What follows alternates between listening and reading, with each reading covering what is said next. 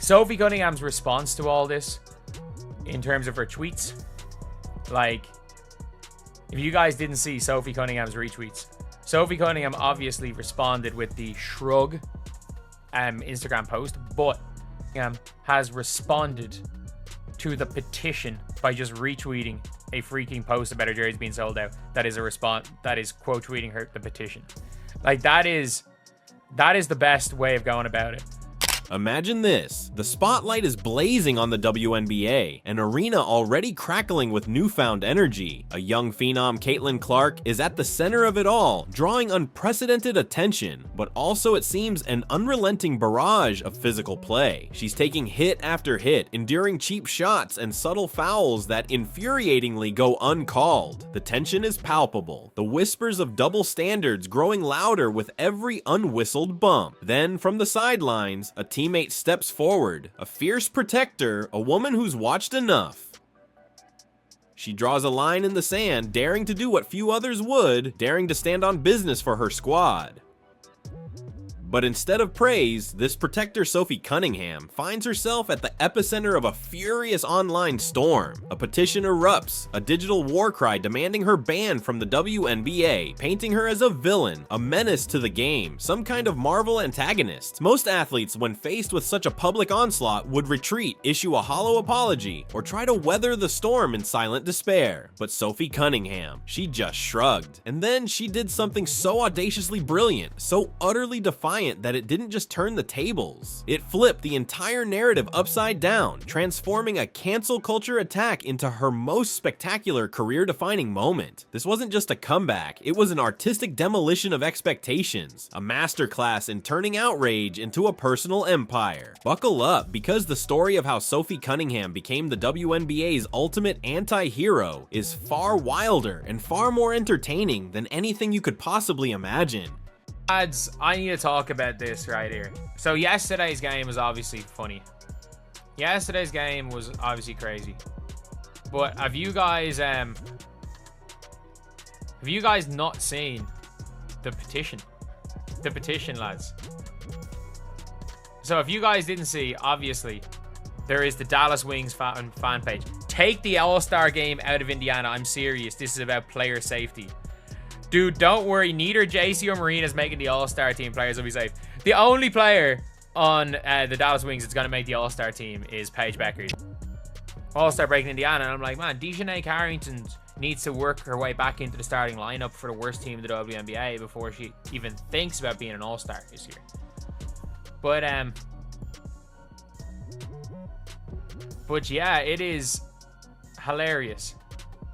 It is absolutely hilarious. The catalyst for this unprecedented explosion of fan fervor and controversy was simple: loyalty. For months, Sophie Cunningham had been watching from the sidelines as her teammate Caitlin Clark, the face of the league's soaring popularity, was seemingly thrown to the wolves. Every move Clark made was overanalyzed, every bump labeled a conspiracy, every physical play against her often brushed aside by officials. The narrative was becoming stifling, and the frustration was boiling over. Sophie, observing this selective scrutiny, this constant chipping away at her teammate, reached her breaking point. She's not just a player, she's a human freight train powered by loyalty and fury. If you mess with her teammates, Sophie's going full medieval. You so much as breathe on her squad the wrong way, and she's coming at you. It's not about fouls, it's about family. The league can debate the rules all day, but when someone goes at her girls, Sophie isn't asking questions, she's making statements. And that statement, that fierce act of protection, was enough to spark a firestorm, leading to a fan-led petition that sought to ban her from the very game she was fighting to protect. Now everybody knows who Sophie Cunningham is. Everybody wants a piece of Sophie Cunningham. Her jersey is the #1 selling jersey in the WNBA. Sold out. Now, why is that significant? I'll tell you. Because her jersey surpassed the all-time woman, Caitlin Clark, the most popular woman ever in the WNBA. Caitlin Clark got her jersey surpassed by Sophie Cunningham. Why? Because Sophie Cunningham stood up for Caitlin Clark. See, so I'm not the only one that feels this way. I'm not the only one that feels this way. I'm just saying. I'm just saying, Sophie Cunningham stood on business. So all these damn petitions and all these little stupid things they're trying to do, these little freaking fines, we don't care about none of that. Now, just like Rachel said, your boy John Liquidator, I'm not condoning any violence whatsoever. But what I can tell you is that Sophie Cunningham stood on business and did the human thing to do. Because when the petition, a masterpiece of pearl-clutching hysteria, began circulating, the world braced for an apology. Fans were screeching for bans like it was a dystopian version of American Idol, where instead of singing, you get canceled for existing too confidently. But Sophie's response? Let's just say it wasn't an apology. It was a highlight reel with extra sauce. A full-blown attitude adjustment for everyone who thought they could dictate her narrative. She saw the petition, laughed mid-lunge, and rather than retreating, she retweeted it like it was fan mail. Her initial reaction was a simple shrug captured in an Instagram post, a gesture that spoke volumes without uttering a single word. Then came the coup de grace. She quote tweeted the freaking petition itself, not with a rebuttal, but with an update that her jerseys were completely sold out. It was the digital equivalent of cracking her knuckles and saying, "Let's dance." She wasn't just unbothered, she was thriving off the drama, like it was her pre-game protein shake. If you thought she'd cry, think again. She brought receipts, attitude, and a mic drop so loud it echoed through the WNBA. This wasn't damage control, it was diva-level domination, turning cancel culture into comedy gold. Now everybody knows who Sophie Cunningham is. Everybody wants a piece of Sophie Cunningham. Her jersey is the #1 selling jersey in the WNBA. Sold out. Now, why is that significant? I'll tell you. Because her jersey surpassed the all-time woman, Caitlin Clark. The most popular woman ever in the WNBA, Caitlin Clark, got her jersey surpassed by Sophie Cunningham. Why? Because Sophie Cunningham stood up for Caitlin Clark. She did. Guess whose jersey sold out today? The one and only Sophie Cunningham, aka the enforcer and Caitlin Clark's bodyguard. Sophie Cunningham defended the face of basketball, and America was in love. I've honestly never seen so many people agree on one thing on Twitter, and they did last night. And also realizing that you wouldn't want to fight Sophie Cunningham after seeing this headlock. And the impact was immediate, undeniable, and utterly shocking to those who sought to silence her. Suddenly, Sophie Cunningham, previously known by a segment of hardcore fans, was a household name. Everybody knew who Sophie Cunningham was. Everybody wanted a piece of Sophie Cunningham. Her jersey, once a regular team item, soared to become the #1 selling jersey in the entire WNBA. Think about that for a moment. Her jersey surpassed the all-time woman, Caitlin Clark, the most popular woman ever in the WNBA. Clark, the undisputed queen of fan engagement, had her jersey outsold by Sophie Cunningham. Why? Because Sophie Cunningham stood up for Caitlin Clark. This wasn't just about selling a product, it was a cultural statement, a mass declaration of support for unapologetic loyalty and defiance against perceived injustice. Fans were voting with their wallets, turning a villain narrative into a hero's welcome. Sophie became the anti-hero we didn't know we needed, not for the Fever Dream Brigade clinging to Caitlin Clark like she's a one-woman revolution, but for literally everyone else. Sophie quickly became the people's champion, a symbol of righteous anger and unwavering resolve. I am sorry, bro. That was honorable what she had done for Caitlin, bro. What did Rachel Dementa say? What did Rachel say about this? If the refs are not going to do their job, the players are going to have to be the enforcers themselves. This game was chippy from the beginning, and the refs did not do their job. JC Sheldon. I don't understand how she ain't got 1 million followers or more by now. I've never really had an opinion on NBA or WNBA because I've just never cared to watch it. It's always been boring. Since Caitlin Clark, it has been interesting to watch. And now Sophie Cunningham, she don't play about her teammate. These girls, this combo makes it so worth watching. I heard she's a black belt too. What you gonna do about it? What you gonna do about it? You go, girl. Everybody go follow Sophie.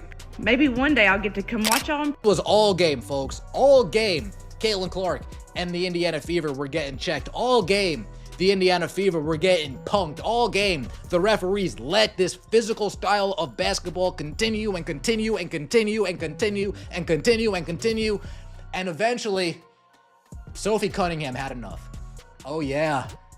Sophie Cunningham had enough, folks. Shout out to Sophie Cunningham. We wanted somebody like this that said, I'm tired of this. I'm trying to step up. It's time to step up. We're not going to get punked anymore. We're not going to get pushed around anymore. We're not going to get treated like a little sister anymore, like a little brother anymore. We are going to start being the ones that say, you know what?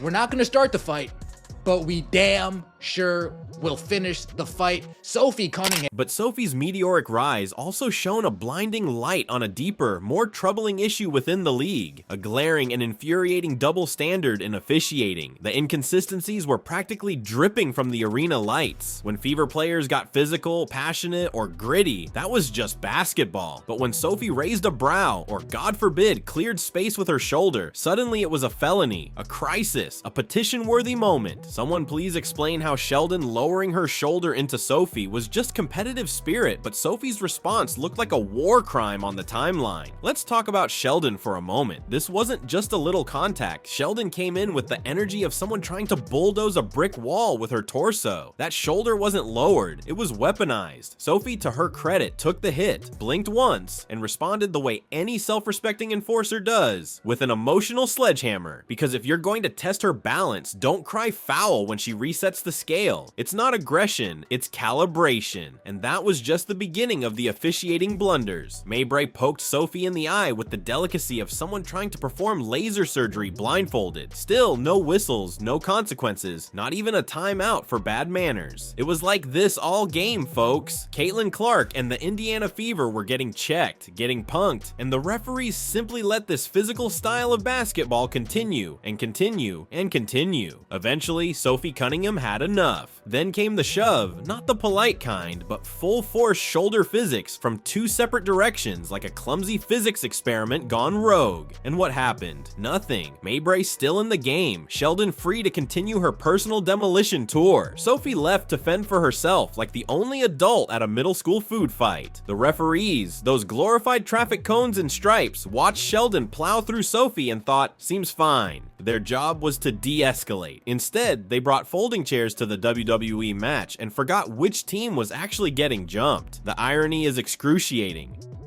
What Sophie Cunningham did, she stood on business, bro. Sophie Cunningham stood on business about her dear friend Caitlin Clark, bro. And that was honorable what she did, bro. That was honorable. I'm sorry, bro. I will forever justify this. I am sorry, bro. That was honorable what she had done for Caitlin, bro. Now everybody knows who Sophie Cunningham is. Everybody wants a piece of Sophie Cunningham. Her jersey is the #1 selling jersey in the WNBA. Sold out. Now, why is that significant? I'll play with the Fever because, #1, you're going to play on national television every game. That helps your brand.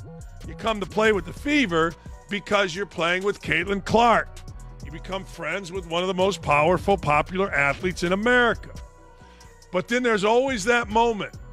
And for Sophie Cunningham, that moment occurred the other day with a takedown, a grab. It was perceived that she was protecting Clark. Wasn't really that, but that's all right. Let perception. The league's brilliant solution to do their best impression of sorry we missed your call after the game. That's right, the magical post-game upgrade, the oopsie. We just reviewed the footage from 8 different angles and realized, oops, that was bad. It's like giving someone a band-aid after a shark bite. Thanks. But where were you when Sophie got double tagged like a character in a dystopian dodgeball match? Upgrading fouls after the game is the sports equivalent of sending thoughts and prayers after a house fire you started. It does nothing. It's a PR move disguised as justice, and everybody knows it. What Sophie needed was protection in the moment. What she got was a crash course in how not to trust officials who treat egregious fouls like mild inconveniences.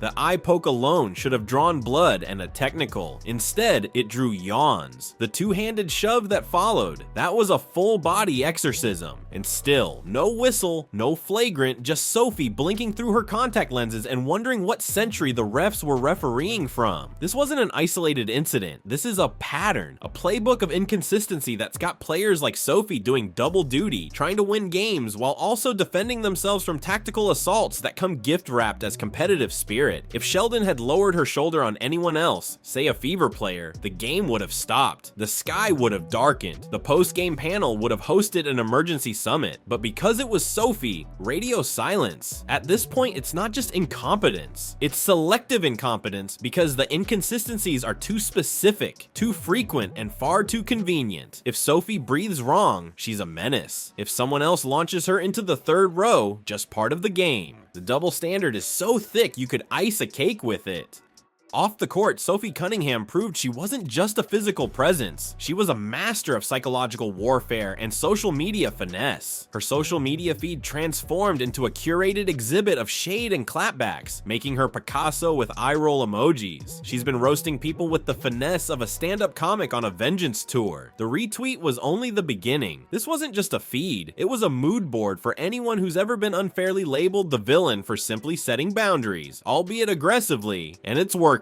The fans have flipped the script. Suddenly, people are wearing her jersey, stitching her plays into TikToks, defending her like she's the last hope for basketball integrity. Sophie isn't just a player, she's a vibe, an athlete who doesn't need a PR team to handle backlash because she is the backlash. She's dragging double standards into the spotlight and dunking on them emotionally with undeniable receipts. Meanwhile, the haters are spiraling. They don't know what to do with a woman who refuses to wilt. The more noise they make, the louder her cheers get. Every clip of her retaliation gets reposted like it's a trailer for the sequel to Atomic Blonde. Every game is now a showdown between people rooting for justice and others still clutching their pearls because someone played defense with passion.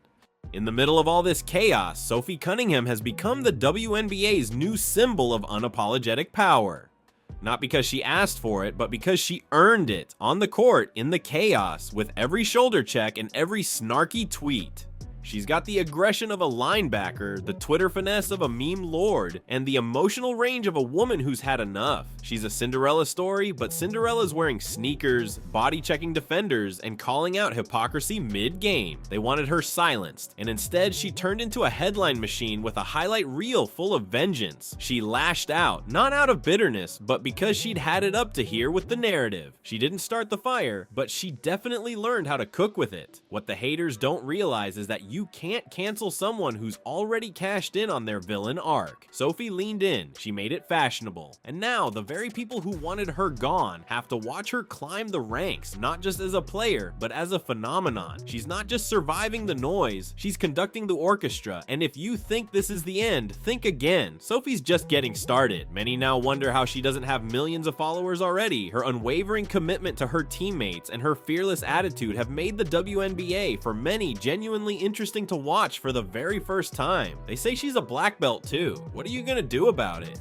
So go ahead, pull up the petition, watch the signatures roll in like digital tears, because the more they protest, the more power she gathers. Sophie Cunningham is done waiting for fairness. She's rewriting the rulebook, one collision and one viral tweet at a time. Her story isn't just about basketball, it's about a player who refused to wilt under pressure, who instead leaned into the storm and emerged as the bulletproof anti-hero the league, and its fans didn't know they needed. She exemplifies the growing demand from fans for authenticity, for players who stand on business, and for a league that upholds genuine justice. Will her unstoppable rise force the WNBA to finally address its officiating inconsistencies and the narrative control it so often attempts to wield? Or will Sophie Cunningham simply continue to be the chaotic, compelling force the league can't control? Only watch as she leaves a trail of sold-out jerseys and stunned opponents in her wake. Her impact stretches far beyond the hardwood, sparking a broader, vital conversation about fairness, player safety, and what it truly means to be a hero, or an anti-hero, in modern sports.